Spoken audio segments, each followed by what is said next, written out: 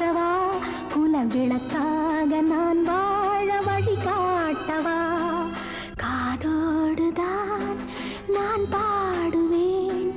மனதோடுதான் நான் பேசுவேன்